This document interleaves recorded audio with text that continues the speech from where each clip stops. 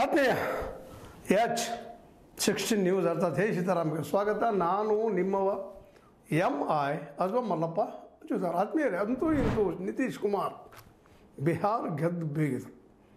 BJPಯನ್ನು ಅದರಲ್ಲೂ ಮೋದಿ ಮತ್ತು ಶಾರನ್ನು ಬಗ್ಗಿಸಿದರು ಅಂಥೇಳಿ ಅದು ಭಾಳ ದೊಡ್ಡ ಚರ್ಚೆ ನಡೀತಾ ಇದೆ. ಯಾಕಂದ್ರೆ ಮಾಡಲಿಕ್ಕೆ ನಡೀತದಪ್ಪ, ನಮಗೆ ಅವಶ್ಯಕತೆ ಇಲ್ಲ, ನಮ್ಮದು ರೆಡಿ ಅದ ಅದು ಸ್ಪಷ್ಟ ಸಂದೇಶ ನೀಡಿದರು. ಯಾಕಂದ್ರೆ ಕೂಡಿ ಎಲೆಕ್ಷನ್ ಮಾಡಿದರು, ಒಳ್ಳೆಯ ನಿರ್ಧಾರ ಇಲ್ಲ ಅಂತಲ್ಲ.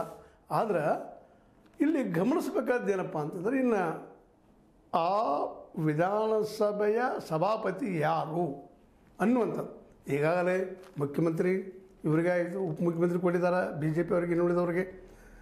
ಅದೇ ಕಾಲಕ್ಕೆ ಈ ಅಧ್ಯಕ್ಷ ಸ್ಥಾನ ಭಾಳ ಮಹತ್ವದ. ಯಾಕಂದರೆ ನೆಕ್ ಮೇಲದ ಒಂದು ಭವಿಷ್ಯದಲ್ಲೇ ಯಾವುದೇ ಶತಾಯ ಗತಾಯ ಮಾಡಿ ಮೋದಿಯವರಂತೆ ನಿಮಗೆ ಗೊತ್ತದ ಟಾರ್ಗೆಟೆಡ್ ಪರ್ಸನ್ನು.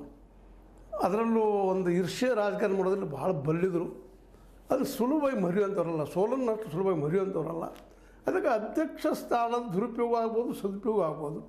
ಮೆಜಾರಿಟಿ ತೋರಿಸ್ಕೊಂಡು ಇವ್ರು ತೆಗೆದು ಹಾಕ್ಬೋದು ಅನ್ನೋಂಥ ಭಯನೂ ಇವತ್ತು ನಿತೀಶ್ ಅವ್ರಿಗೆ ಇದ್ದಿದ್ದರಿಂದಾಗೆ ಅಧ್ಯಕ್ಷ ನಮ್ಮವ್ರಪ್ಪ ಅಂತ ಹೇಳ್ತಿದ್ರು. ಅದು ನೋಡೋಣ.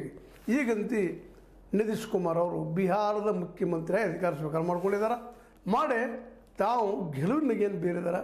ಇಲ್ಲೇ ನಮ್ಮ ಶಾರ್ ಅವರ ಥಂಬ್ ಉಲ್ಟಾ ಆಗ್ಯದ ಅನ್ನೋದ್ರಲ್ಲಿ ಎರಡು ಮಾತೇ ಇಲ್ಲ. ಯಾಕಂದ್ರೆ ಸೋಷಿಯಲ್ ಮೀಡಿಯಾದಲ್ಲಿ ಅದೆಲ್ಲ ಚರ್ಚೆ ಮೇನ್ ಮೀಡಿಯಾದಲ್ಲಿ ಇದು ಕಡಿಮೆ. ಯಾಕಪ್ಪ ಅಂದ್ರೆ ನಮ್ಗೆ ಗೊತ್ತದ ಗೋಧಿ ಮೀಡಿಯಾ ಯಾವ ರೀತಿ ವರದಿ ಮಾಡ್ತದೆ ಅಂತೇಳಿ. ಅದೆಲ್ಲೂ ಇರಲಿ, ಯಾವ ಪಾಪ ಅವರು ಉಪಕೃತ